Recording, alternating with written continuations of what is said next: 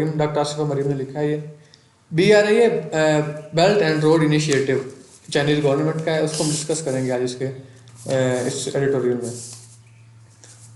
तो टॉपिक्स हम कवर करेंगे कि political standing of any state, किस चीज़ पे जो है वो पॉलिटिक्स उसकी डिपेंड करती है, उसका सिस्टम किस पे डिपेंड करता है। इकोनॉमिक इंटीग्रेशन क्या होती है, आइकॉनिक प्रोजेक्ट्स ऑफ BRI, उसके मुख्तलिफ जो प्रोजेक्ट्स हैं वो डिस्कस करेंगे। BRI और CPEC का जो रिलेशन है और वो भी हम इसमें डिस्कस करेंगे। First of all G, countries political standing. आज की ग्लोबलाइजेशन के दौर में कोई भी जो है कंट्री वो अपनी इकोनॉमिक ग्रोथ की वजह से डिफाइन होती है। पॉलिटिकली, इकोनॉमिकली, सोशली, जो भी आप कह लें कि उसका जो है इम्पैक्ट होता है इंटरनेशनल रिलेशंस पे, इंटरनेशनल सोसाइटी पे, वो उसकी इकोनॉमी की वजह से होता है। इसी तरह कोई भी जो रीजन है वो प्रॉपरली इंटीग्रेटेड, मतलब इकोनॉमिकली वो जुड़े हुए हैं आपस में। जैसे आप कह रहे हैं कि यूरोपियन यूनियन वगैरह हो गया, तो वो वेल पोजिशन होते हैं ग्लोबली, पूरी जो है इंटरनेशनली उनको एक रिस्पेक्टफुल समझा जाता है। ASEAN association of south east Asian Nations जो है, तो ये भी एक इसका एक वाज़ह सबूत है कि साउथ ईस्ट एशियन नेशंस हैं, कंट्रीज़ हैं, कि वो किस तरह से एक इकोनॉमिक पावर हाउस के तौर पे वो दुनिया के सामने आए हैं। Due to ASEAN's economic clout and China's economic muscle, the East Asia as a whole is seen as an attractive destination for the world players. तो आसियान की वजह से, और दूसरा जो कह रहे हैं कि चाइना की इकोनॉमिक जो है इसकी स्ट्रगल की वजह से, इसकी प्रॉस्पेरिटी की वजह से, को पूरा जो ईस्ट एशिया है वो एक अट्रैक्टिव डेस्टिनेशन बन चुका है। वर्ल्ड प्लेयर्स कह रहे हैं आपको कि मतलब जो बड़ी स्टेट्स हो गई जिसमें आप कह लें कि P5 आ जाते हैं और इस तरह की बड़ी कंट्रीज़ हैं, उनके लिए एक अट्रैक्टिव डेस्टिनेशन है। China's economic progress has made inroads globally. तो जो चाइना की जो ये इकोनॉमिक उसकी स्पिरिटी है, स्पिरिट स्किल्स हैं, वो उसके इंटरनेशनली उन्होंने जो आप कह लें कि एक मतलब इंक्लूड कर दिया इन ग्लोबल मार्केट्स में।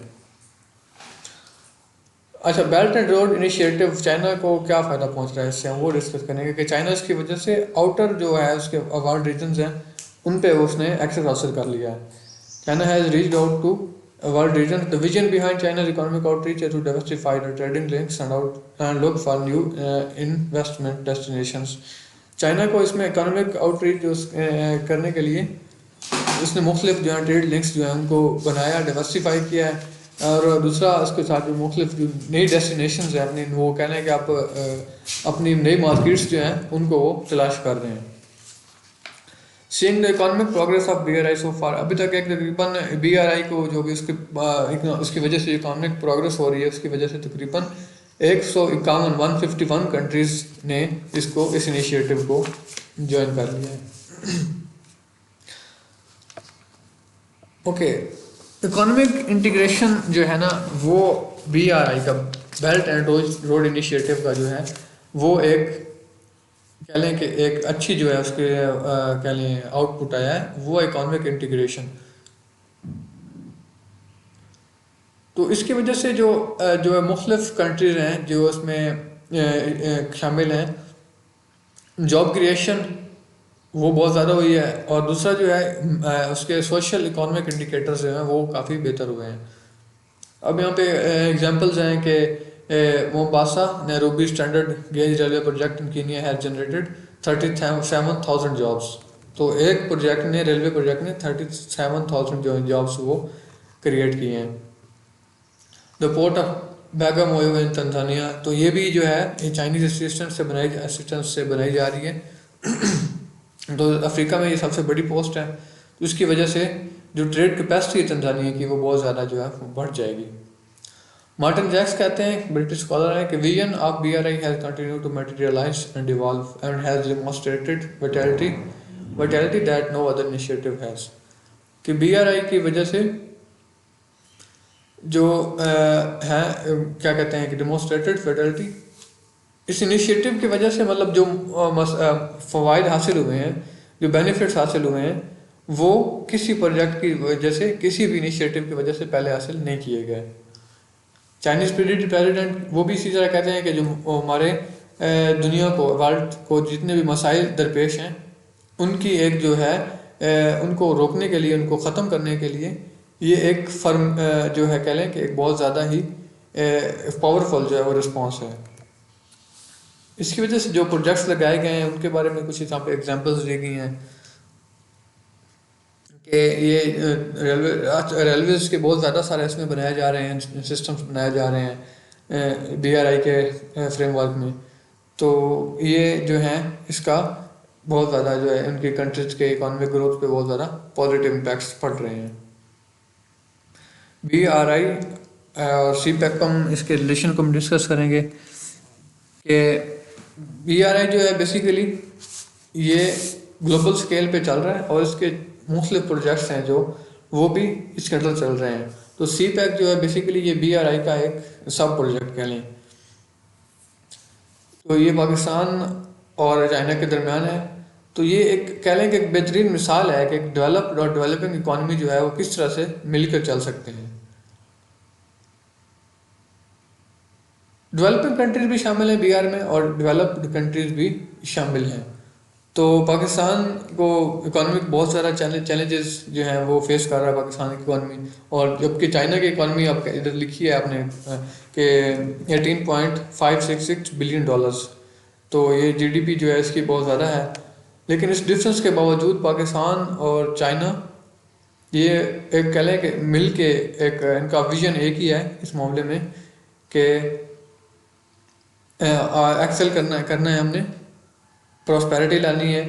और CPEC के मदद से जो मुख्तलिफ जॉब्स क्रिएशंस हो गई और वो सब कुछ मतलब इसकी वजह से हासिल हो सकता है, वो कर रहे हैं कंट्रीज़। तो इसी की वजह से मतलब वो पाकिस्तान जो है साउथ एशिया में एक लीडिंग प्लेयर बन चुका है। It is a convergence of interest that both China and Pakistan have in successful operation of CPEC for Pakistan, CPEC realization of। अच्छा, CPEC का पाकिस्तान को क्या फ़ायदा है वो इसमें डिस्कस कर रहे हैं। ये पाकिस्तान की जियो स्ट्रेटेजिक लोकेशन की जो है ना वो एक इम्पोर्टेंस को शो कर रहा है उसको। ये इंटरनेशनल जो कम्युनिटी उसको बता रहा है कि पाकिस्तान जियो स्ट्रेटजिकली कितना इम्पोर्टेंट लोकेशन पे वो मौजूद है। और चाइना को इससे फ़ायदा हो रहा है कि वो इंडियन ओशन तक पहुंच रहा है CPEC के ज़रिए से। तो ये उसके लिए भी एक ये बहुत ज़्यादा यूज़फुल जो है वो इनिशिएटिव रहा है CPEC। जो गवादर काश्मीर लिंकेज जो है CPEC के थ्रू, उसका क्या फ़ायदा होगा, उसकी वजह से साउथ एशिया, सेंट्रल एशिया और ईस्ट एशिया के आपस में जो मार्केट्स हैं वो लिंक हो जाएंगी। तो ये लिंकेज जो है ये इन रीजन्स में मौजूद जितनी भी कंट्रीज एंड नेशंस हैं उनके लिए बहुत ज़्यादा यूज़फुल है। Economic integration, trade links will open up prospects of industrialization and uplift and social economic conditions। कि ट्रेडिंग लिंक्स जो बन रहे हैं जैसे हम पीछे डिस्कस कर चुके हैं कि ये गवादर काश्मीर लिंकेज जो हो गया, तो इस तरह के जो लिंक्स हैं वो इंडस्ट्रियलाइजेशन के लिए भी बहुत ज़्यादा वो यूज़फुल हैं। और दूसरा सोशियो इकोनॉमिक कंडीशंस के लिए भी किसी भी नेशन के ये बहुत ज़्यादा यूज़फुल हो सकते हैं। इंटीग्रेशन होता है कि किसी भी चीज़ का कन्वर्ज हो जाना, एक चीज़ पे एक पॉइंट पे किसी चीज़ का इकट्ठा हो जाना। तो जब इकोनॉमिक इंटरेस्ट किसी भी नेशंस के मुख्तलिफ नेशंस के जब एक जगह पे कन्वर्ट हो जाते हैं, इंटीग्रेट हो जाते हैं, यूनाइट हो जाते हैं, तो उसकी वजह से उनके जो इकोनॉमीज़ हैं वो सबकी वो प्रॉपर जो है हिसाब से चलने लगती हैं और उनको इससे बहुत ज़्यादा जो है GDP में और दूसरी चीज़ों में बहुत ज़्यादा इसका फ़ायदा होता है। तो इसका CPEC का जो पाकिस्तान को क्या फ़ायदा होगा, पाकिस्तान में आगे उसके मुख्तलिफ सूबों को, जैसे बलूचिस्तान को कह लें कि ये एक बहुत ज़्यादा पसमानदा इलाका है, तो सूबा इसको बहुत ज़्यादा इससे फ़ायदा होगा। On the whole, economic integration would perhaps enable the underdeveloped areas of Asia and Africa to make progress। ना सिर्फ अब ये कह लें कि BRI जो है वो उसके थ्रू जो इकोनॉमिक इंटीग्रेशन हो रही है वो ना सिर्फ किसी एक इलाके को फ़ायदा होगा बल्कि उससे पूरे रीजन्स को, पूरे कॉन्टिनेंट को इससे फ़ायदा हो सकता है, डेवलप जो एरियाज जितनी भी हैं। दूसरा इसका इकोनॉमिक स्टेबिलिटी आएगी, इससे इकोनॉमिक स्टेबिलिटी आएगी तो उसका फ़ायदा क्या होगा कि एक्सट्रीमिस्ट जो है, एक्सट्रीमिस्ट माइंडेड लोग हैं वो इधर से उनका ख़त्म हो जाएगा, उनके लिए बहुत ज़्यादा ये रुकावट होगी, डेटरेंट होगा। अब देख लें कि टेररिज्म है तो वो अक्सर उन्हीं जगहों पे है जहाँ पे इकोनॉमी स्टेबल ज़्यादा नहीं है जिन इलाकों में, तो वहाँ पे लोग जो इस तरह की एक्टिविटीज़ में इन्वॉल्व होते हैं। लॉ एंड ऑर्डर के जितने भी मसाइल होते हैं वो अक्सर इसी वजह से होते हैं कि वहाँ पे उन लोगों को इकोनॉमिक स्टेबिलिटी हासिल नहीं होती, तो उसको वो हासिल करने के लिए वो मुख्तलिफ अनलॉफुल और अनफेयर मीन्स यूज़ करते हैं। पावर्टी एंड बैकवर्डनेस, पसमानगी और गुर्बत का भी इससे वो बहुत ज़्यादा जो है ख़त्म हो जाएगा। कंक्लूड करते हैं कि एक another dimension linked to the BRI and economic integration is China's emergence as a powerful state globally। BRI की मदद से जो चाइना है वो एक पावरफुल स्टेट के तौर पे इमर्ज हुआ है इंटरनेशनली। तो इसका चाइना और यूएस की जो रिवलरी चल रही है उस पर भी इसका एक इफेक्ट है बहुत ज़्यादा। Farmer Australian president prime minister हैं कैमरन रुड, वो कहते हैं अपनी बुक में कि armed conflict between China and US over the next decade will not yet probable but has become a real possibility. कि आर्म्ड कन्फ्लिक्ट जो है वो ना सिर्फ इसमें प्रोबेबिलिटी उसकी कोई इस तरह हो सकता है बल्कि एक रियलिटी बन चुकी है कि ऐसा पॉसिबल है। तो BRI's led economic integration globally foresees the world connected through trading chains and corridors। BRI की मदद से जो मुख्तलिफ नेशंस हैं ग्लोबली इंटरनेशनली वो मुख्तलिफ राहदारियों के कॉरिडोर्स के ज़रिए से ट्रेडिंग चेन्स के ज़रिए से आपस में कनेक्टेड हैं। This economic interdependence future and new set of rules primary governed bye multipolarity. Vocabulary discuss करते हैं। टेस्टामेंट कहते हैं strong evidence of for something, मतलब इसको टेस्टामेंट होता है एक आपका सबूत होता है किसी चीज़ के लिए कि ये चीज़ पॉसिबल हुई है, ये हो चुकी है, तो इसके लिए टेस्टामेंट कहते हैं। प्रोग्रेस होता है superior skills that you can learn by study and practice and observations. तो ये कह लें कि इसको सुपीरियर स्किल्स को प्रोग्रेस भी कहते हैं। फॉर्मिडेबल होता है एक्सट्रीमली इंप्रेसिव इन स्ट्रेंथ और एक्सीलेंस, कोई भी चीज़ जो बहुत ज़्यादा इंप्रेसिव होती है, पावरफुल होती है, उसको फॉर्मिडेबल कहते हैं।